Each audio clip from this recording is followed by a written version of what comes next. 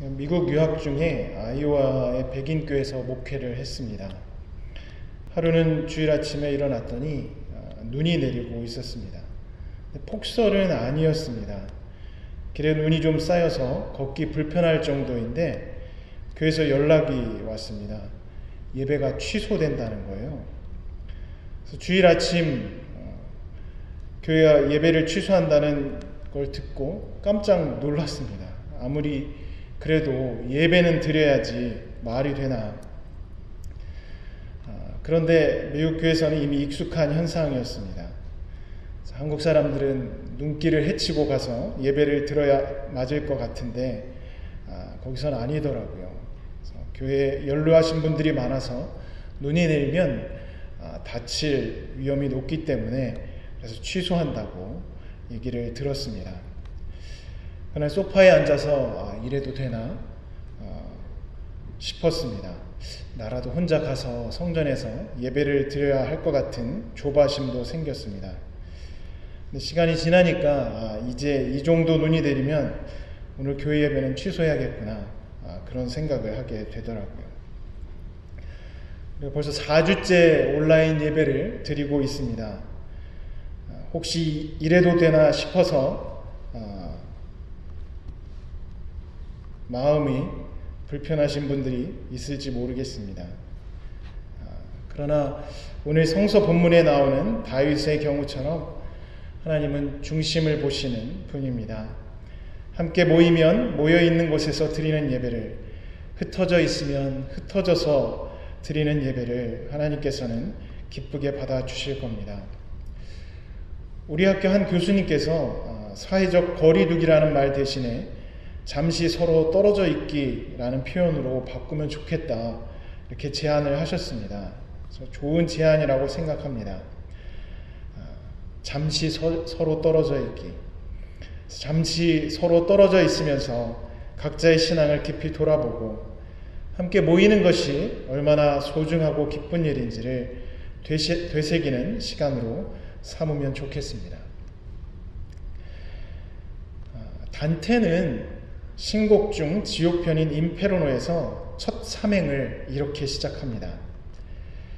내 인생의 여정 한가운데서 나는 어두운 숲속에 있는 나를 발견했다.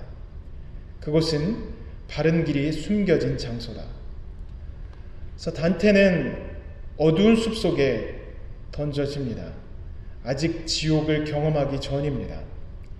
그 지옥으로 들어가기 전에 단테는 3마리 짐승을 만납니다. 암늑대와 사자와 표범입니다. 이 짐승들은 지옥에서 형벌을 받는 죄인들의 죄목을 상징을 합니다. 암늑대는 욕심을, 사자는 폭력을, 그리고 표범은 사기를 상징합니다. 욕심은 다른 사람이 갖고 있는 것을 탐하는 습관입니다. 죄죠. 그런데 욕심보다 더 나쁜 죄는 폭력이라고 나옵니다. 욕심이 지나쳐서 주위의 사람들에게 해를 끼치기 때문입니다. 그보다 더 나쁜 죄는 사기입니다. 사기는 불특정 다수에게 해를 끼치는 죄이기 때문이죠. 그래서 이 죄를 저지른 사람들을 단테는 지옥에 들어가서 차례로 만나게 됩니다. 그런데 이 죄들이 우리가 코로나19로 경험하고 있는 세계의 모습이기도 합니다. 세상이 어둡다 보니 사람들의 욕심이 더 선명하게 보입니다. 마스크를 독점해서 숨겨놓고 높은 가격에 파는 사람들을 보면서 다른 사람의 생명과 건강을 두고 어떻게 저렇게 욕심을 부릴 수 있을까 하는 생각이 듭니다. 또 함께 협력해서 우리가 코로나19를 극복해야 할 시기인데 폭력도 욕심처럼 더 기승을 부립니다. 특정 부류의 사람과 나라를 매도하고 희생양을 만들면서 불안을 어떻게 감추어 보려고 합니다. 인류 역사에서 계속 반복되어 온 그런 사안인데 그 관성을 끊어내야 하는 것이 교회이지만 교회도 여전히 그 덫에서 빠져나가지 못하는 그런 모습을 봅니다. 또한 사기도 극성입니다. 단테 신곡에 보면 지옥에서 가장 나쁜 범죄자는 신기하거나 놀랍게도 화폐 위조범입니다. 요즘 가짜 인증서로 위조된 마스크를 많이 팔고 있는데 저도 조작된 인증서가 붙은 마스크를 좋다고 사고 쓰고 다녔습니다. 다행히 환불은 받았는데 이 세상이 그렇더라고요. 그래서 단테가 어두운 숲에서 맞닥뜨린 3마리의 짐승들, 욕심, 폭력, 사기, 지금 우리가 경험하고 있는 이 어둠의 시기에 여전히 맹위를 떨치고 있습니다. 우리는 이 어둠을 헤쳐나갈 길을 찾아야 합니다.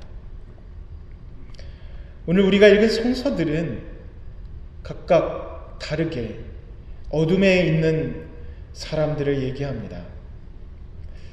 요한복음에서는 나면서 눈이 먼 선천적 시각장애인을 치유하는 사건이 나옵니다. 선천적 시각장애인은 말 그대로 어둠 속에서 살아가야 합니다. 근데 그 어둠 속의 삶을 유대인들은 죄와 저주로 생각을 했습니다.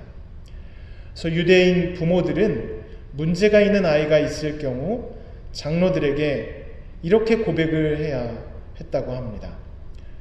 우리가 여호와의 말씀을 어겼으므로 제멋대로이며 반항적인 아이가 우리에게 태어났습니다.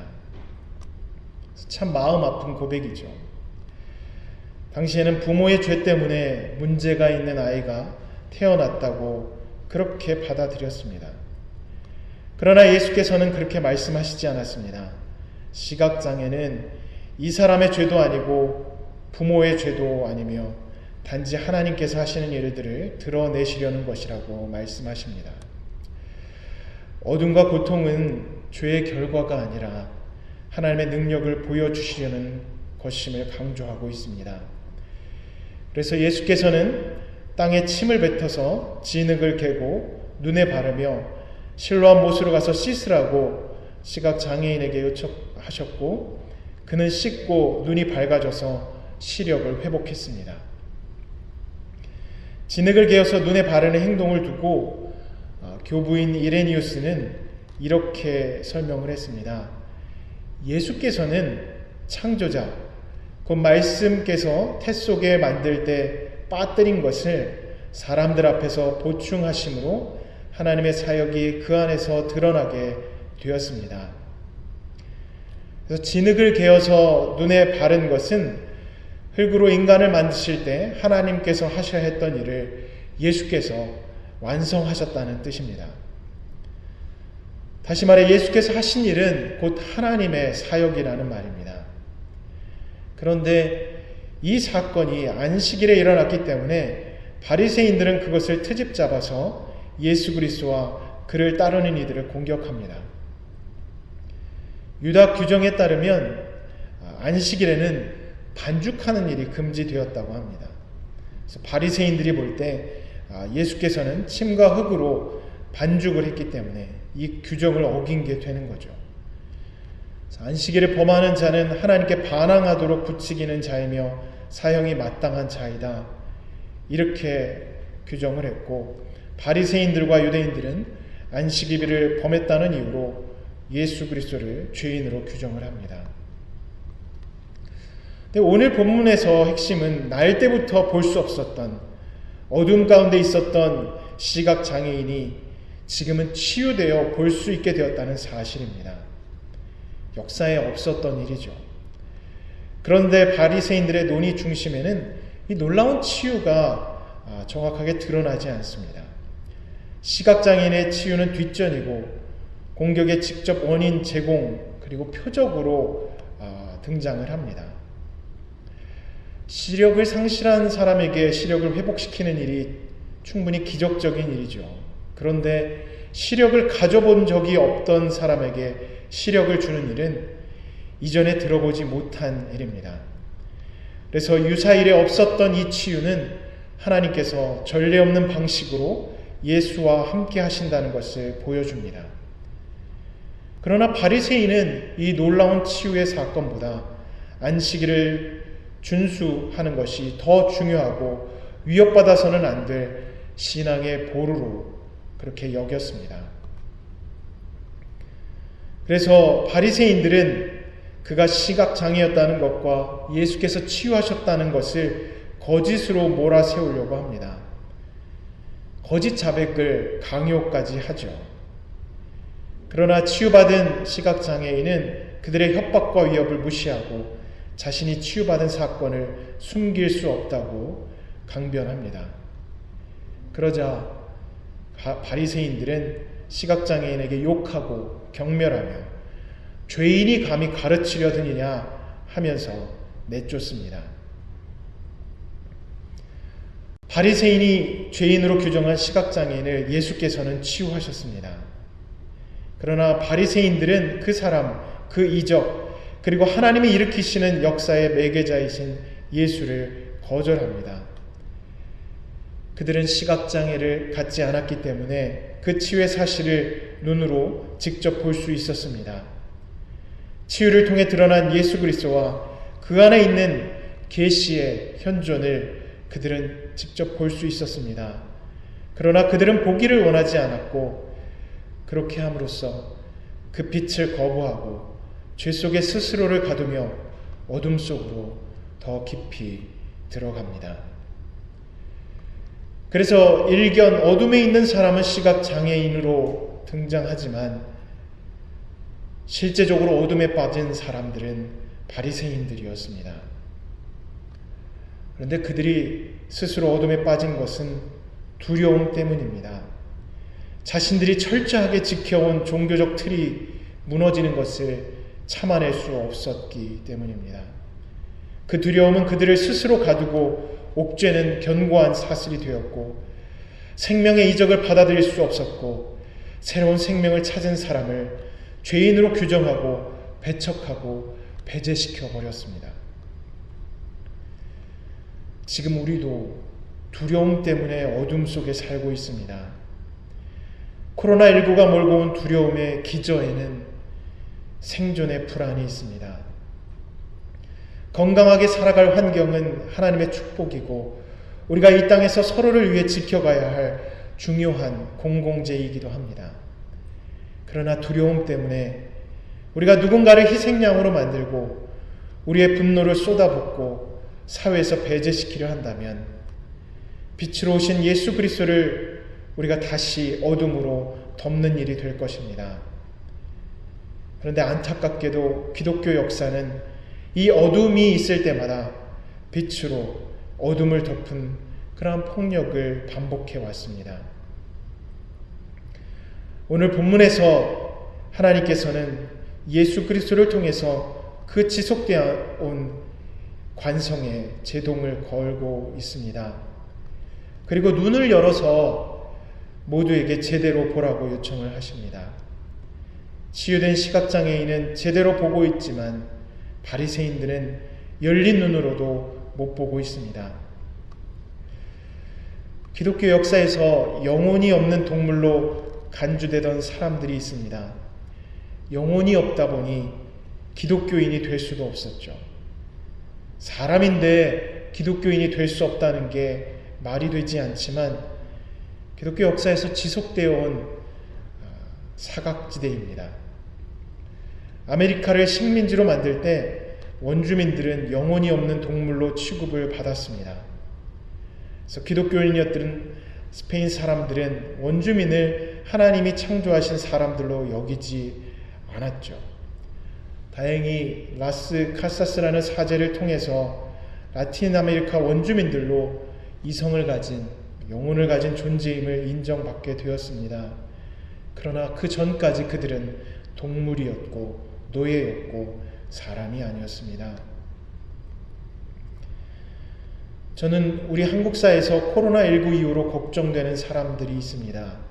낙인이 찍힐 사람들, 사람으로 제대로 존중받지 못할 사람들, 신천지에 몸을 담았던 이들입니다.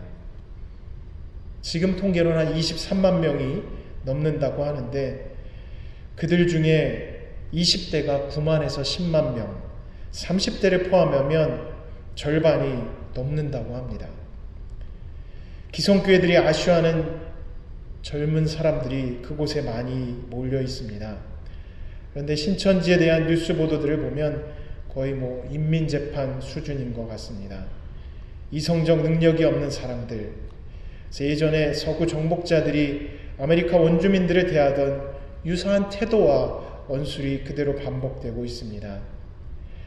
신천지라는 종교단체가 벌여온 행각들은 당연히 비판하고 질책해야 되지만 우리가 마음을 써야 할 사람들은 그 남은 자들, 버림받을 사람들, 바이러스처럼 취급될 사람들입니다.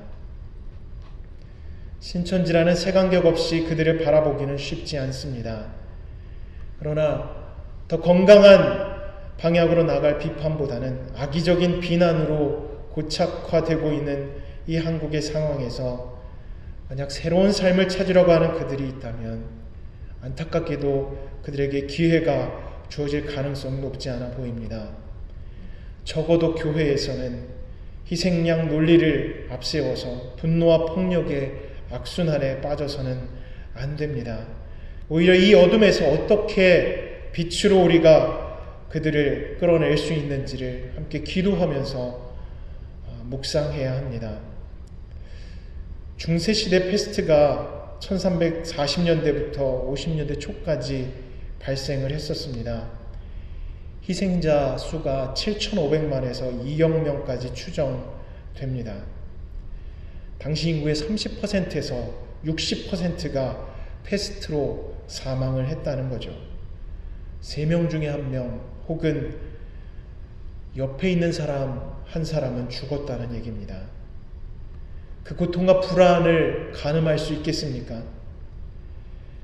지금 치사율이 1% 정도인데도 전 세계가 불안에 떨고 우리 자발적으로 가택연금 상태를 요청할 정도입니다. 그 당시에도 희생양이 있었습니다. 들어보셨겠지만 주로 유대인들이었습니다. 그러나 떠도는 집시들 그리고 매춘부들이 화형을 당했습니다.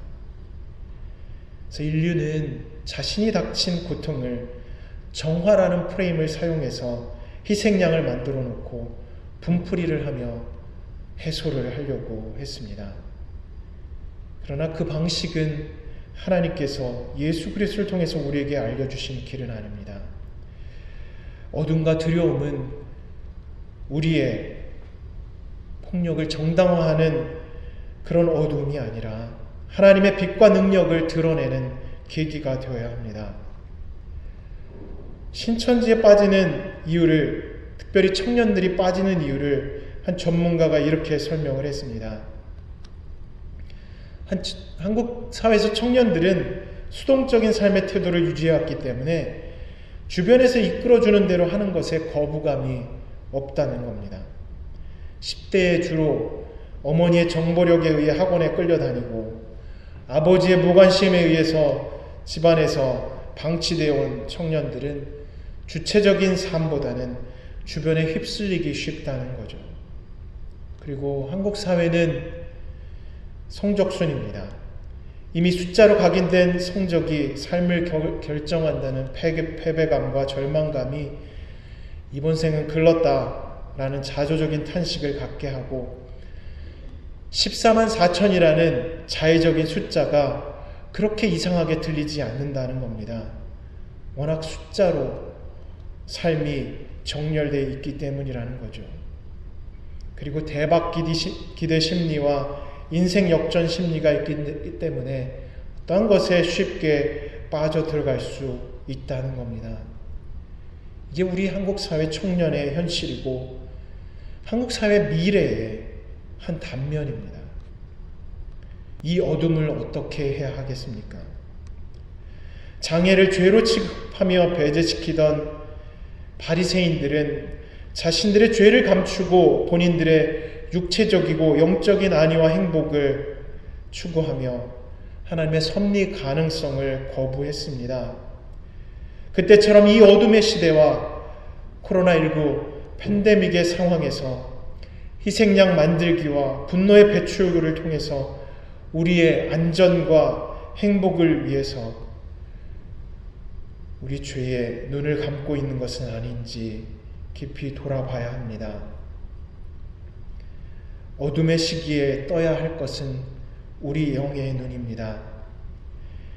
오늘 우리가 찬양한 나 같은 죄인 살리신의 찬송은 광명을 얻었다고 그렇게 고백을 합니다. 오늘 읽은 요한복음서의 고백입니다. 영어에는 보다 정확하게 나옵니다. 전에는 눈이 멀었었는데 이제는 보게 되었다. 이 고백이 우리에게도 있기를 바랍니다. 어둠은 우리를 두렵게 하지만 하나님께서는 새로운 일과 새로운 길을 바로 그곳에서 시작하셨습니다. 우리에게 그것을 보도록 눈을 열어주셨습니다. 우리가 봐야 할 것은 어둠이 아니라 어둠 너머에 계신 생명의 하나님과 그 하나님께서 비추는 길에 우리의 시선을 돌려야 합니다. 우리 영의 눈을 열어주신 하나님께 감사드리며 이 어둠 가운데서 빛을 소망하고 빛으로 생명을 일궈내시는 하나님의 섭리를 발견하며 욕심, 폭력, 거짓을 넘어서서 새 생명의 길에 동참하는 우리 모두가 되길 간절히 축원합니다. 함께 주어진 말씀을 놓고 묵상하겠습니다.